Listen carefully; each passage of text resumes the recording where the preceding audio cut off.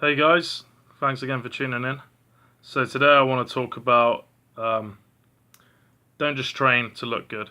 So I'm mostly aiming this at people who have started going to the gym or they're about to start. People who are advanced, I don't really necessarily think have this problem as such. It's more so people who are beginning.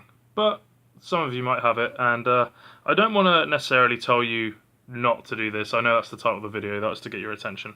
But I want to tell you to consider a few things. Now, if you're training specifically just to look good, and you're dedicated and you carry on, fair enough, odds are you're going to get body dysmorphia. At some point you're going to get body dysmorphia. So what this is actually not really having any real recollection of your progression other than photographs.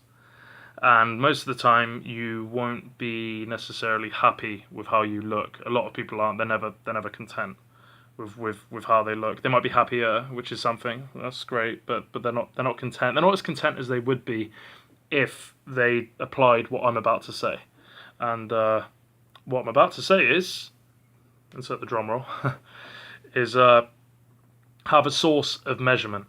So rather than just training to look good, you need to say, right, this is what I want to look like, or this is what I feasibly could look like given my genetics. So you have a look at someone's body and, you know, kind of calculate it in your head what you think yourself is reasonable, and you have a path to your goal, or you have a road to your goal.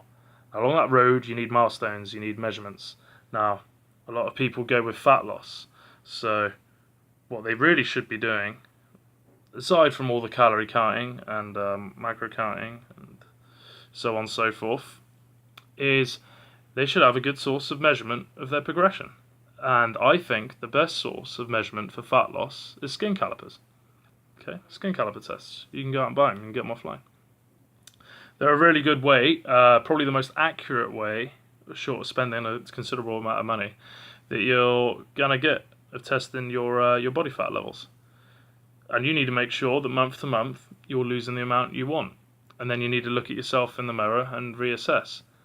But once again, I'd argue don't just do that. I would still say take lots of photos and compare them to what you were and in what direction you're heading in.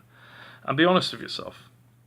Now, a lot of people go to the gym and they do not take these milestones at all in any way. And it doesn't just have to be through fat loss, by the way. It could be through muscle gains. Alright? They don't take these measurements, and they end up with what's called body dysmorphia. Okay, they look at themselves and they still don't see, they're still not happy, or they still don't see what they actually are.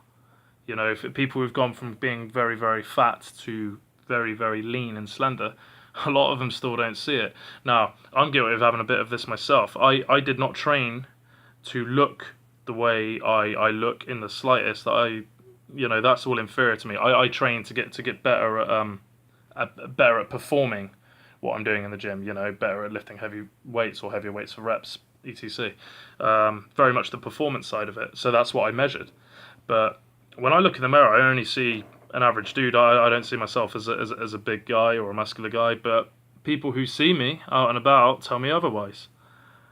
You know, they're seeing what I'm not seeing, and this happens. This happens to a lot of people. You've got to be aware of it. You need to measure along the road that you're going on to your goal. You've got to measure incrementally, bit by bit, and be true to yourself and where you are.